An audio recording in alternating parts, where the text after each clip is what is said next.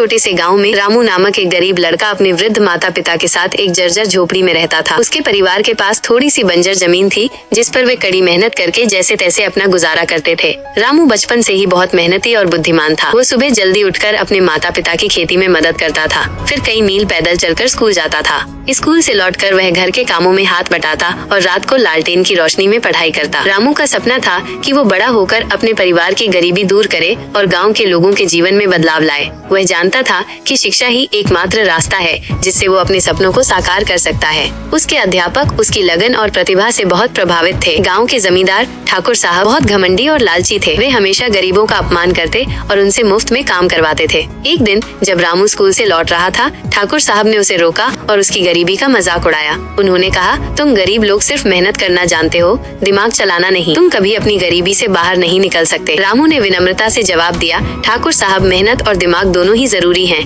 मेहनत से हम काम करते हैं और दिमाग से हम उस काम को बेहतर बनाते हैं। गरीबी किसी की योग्यता को नहीं दर्शाती। ठाकुर साहब को रामू का जवाब पसंद नहीं आया और उन्होंने उसे चुनौती दी। ठीक है, अगर तुम इतने ही बुद्धिमान हो तो मेरी सूखी जमीन पर एक ऐसा कुआं खोद कर दिखाओ जिसमें कभी पानी न सूखे। रामू ने चुनौती स्वीकार कर ली। उसने गाँव के बुजुर्गों से सलाह ली और बारिश के पानी को इकट्ठा करने की एक विशेष तकनीक सीखी। उसने अपनी मेहनत और बुद्धिमत्ता का इस्तेमाल करके एक ऐसा कुआं खोदा जिसमें बारिश के पानी को इकट्ठा करने के लिए एक जलाशय बनाया गया था। इस कारण उस कुएं में कभी पानी नहीं सूखा। जब ठाकुर साहब ने देखा कि रामू ने असंभव काम को संभव कर दिखाया तो उन्हें अपनी गलती का एहसास हुआ। उन्होंने रामू से माफी मांगी और उसकी मेहनत और बुद्धिमत्ता की प्रशंसा की। रामू ने ठाकुर साहब को बताया, मुझे आपकी दौलत नहीं चाहिए, मुझे सिर्फ आपकी इज्जत चाहिए। मैं चाहता हूँ कि आप गरीबों को भी इंसान समझे और उनकी मेहनत का सम्मान करें। ठाकुर साहब ने रामू की बात मान ली और उसके बाद से वे गरीबों के प्रति दयालु हो गए। उन्होंने रामू को अपनी जमीन का एक हिस्सा दिया और उसे अपने साथ काम करने का प्रस्ताव दिया। रामू ने ठाकुर साहब के साथ मिलकर